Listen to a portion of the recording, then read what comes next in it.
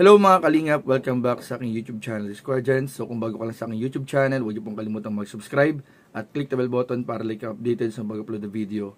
At huwag po nating kalimutang suportahan ng Butim Kalingap sa pangunguna ni Kuya Val Santos Matubang at The End of Vlog at syempre Kalingap Rob.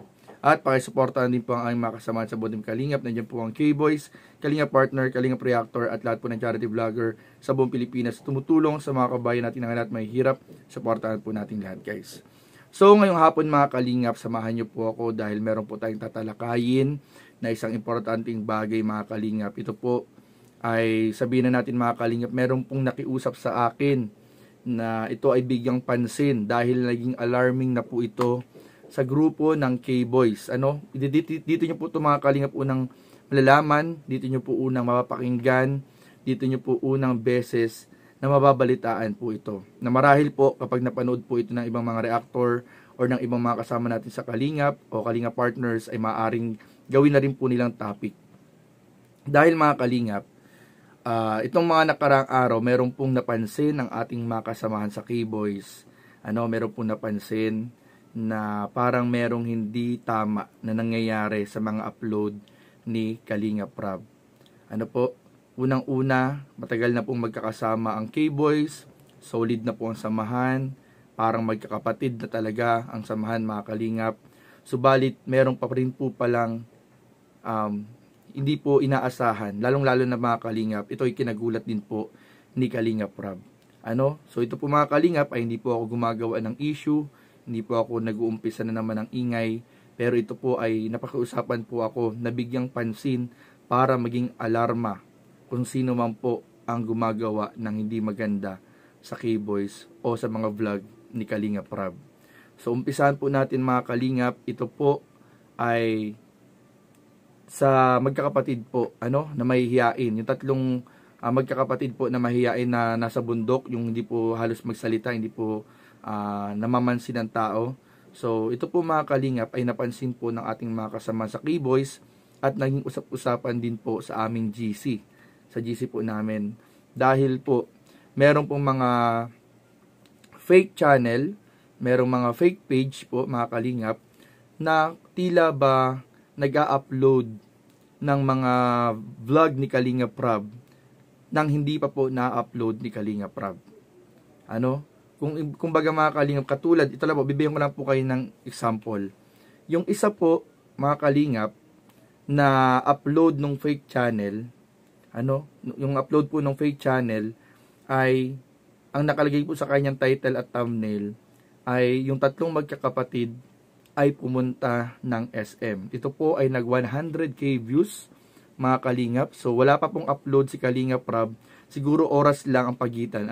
Naunang mag-upload yung fake channel na parang binabalitaan niya na doon sa topic niya. Hindi naman niya hawak yung video. Pero yung idea na alam niya na pupuntang SM or pumunta ng SM yung mga magkakapatid, yun po yung tinitle at tinumnail po niya sa kanyang upload. After an hour, ilang oras ang nakalipas, nag-upload si Kalingap Rob ng vlog na pumunta nga po ng SM itong magkakapatid na ito. So ibig sabihin, nalalaman ng fake channel yung i-upload ni Kalingap Rob. Yun po ang nangyari mga kalingap. Tapos pangalawang beses itong naulit, itong recent upload ni Kalingap Rob sa magkakapatid na nag-upload yung fake channel or merong gumawa ng content yung fake channel na ang title po or thumbnail po niya ay merong solar sa bahay ng magkakapatid. Tapos nung after an hour, ilang oras na naman po ang nakalipas, nag-upload si Kalingap Rob na nagdala sila ng ilaw na may solar panel sa bahay ng magkakapatid. So anong ibig sabihin mga kalingap? Nalalaman po nung fake channel or fake page yung mga i-upload ni Kalingap Rob or yung content ng i-upload ni Kalingap Rob dito sa magkakapatid na ito. Kaya nagkaroon ng usap-usapan sa GC ng K-Boys na marahil po ay merong spy o nagkakaroon na ng traidoran, yung term po, traidoran sa grupo. Mga kalingap, ibig sabihin, may naglilik may naglilik na information sa ibang tao kung ano yung binablog ni Kalinga Prab. Kaya nagkakaroon ng idea yung fake channel kung ano ang i-upload ni Kalinga Prab. Inuunahan na sa balita. Kaya ayun nga, nagkaroon ng usap-usapan sa GC ng mga K-boys na wag naman daw ganun. Talagang wag naman daw na parang na tinatarantado daw. Sorry sa term, pero ginaganon daw, parang ginagawang kalokohan yung ginagawa ang pangloloko kay Kalinga Prab. So nagkaroon ng parinigan sa GC na kung sino man daw yung nagpapakalat na yon ay itigil na. Mag-sorry, ipaliwanag yung side niya. Pero until now, syempre sino ba naman ang aamin, mga kalingap? Pero hindi rin naman namin sinasabi na nasa grupo 'yan. Dahil meron din mga usap-usapan na marahil meron ding mga vloggers na bumibisita doon sa pamilya. Na nalalaman nila kung ano yung bagong update. Halimbawa, dinala yung pamilya sa SM, marahil nung after pumunta ng Kalingap, ay may pumunta po na mga vlogger at tinanong din kung ano yung update. Kung ano yung ginawa ng Kalingap, tapos inuunahan na nila. Pwede rin yun.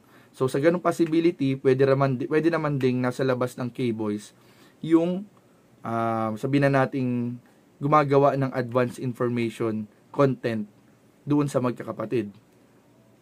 Pero kung wala namang ibang vlogger na involved na pumupunta doon sa bahay ng magkakapatid para alamin kung ano yung ginawang vlog content nila Kalinga Prab, malaki ang chance din at usap-usapan sa GC, sa grupo, na nasa loob lang po yan. So, ayun mga Kalingap, pero ang usap-usapan sa GC, kung hindi member ng K-Boys, ang may-ari ng channel, ng fake channel, marahil po ay kakilala daw ng member ng K-Boys. So, maaaring may nagre-relay ng content, may nagre-relay ng topic ng ginawa ni Kalinga Prab.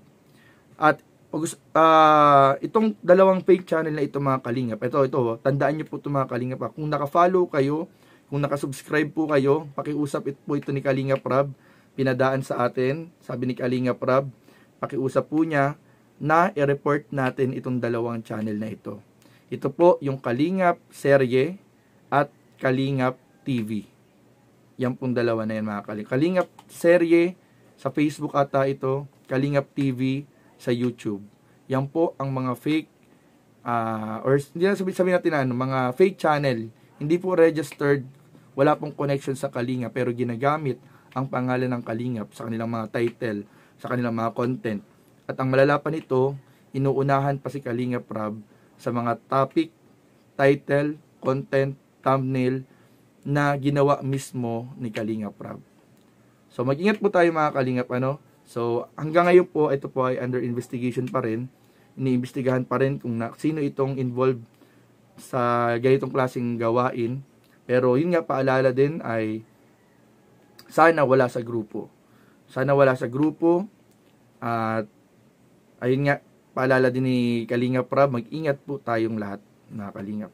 Mag-ingat po tayo sa mga pina-follow po natin at sa mga sinusubscribe po natin. Make sure po na legit po yung Kalingap at hindi mga peke. So, ayun mga Kalingap, sana po ay maging okay na rin to kasi grabe po, naging alarma din po ito, mga Kalingap, sa grupo ng K-Boys kasi naisira po yung magandang samahan. So, yun lamang po at maraming po salamat sa panonood. Please don't forget to like, comment, share, and subscribe sa ating mga video. Maraming po salamat. God bless. Bye-bye.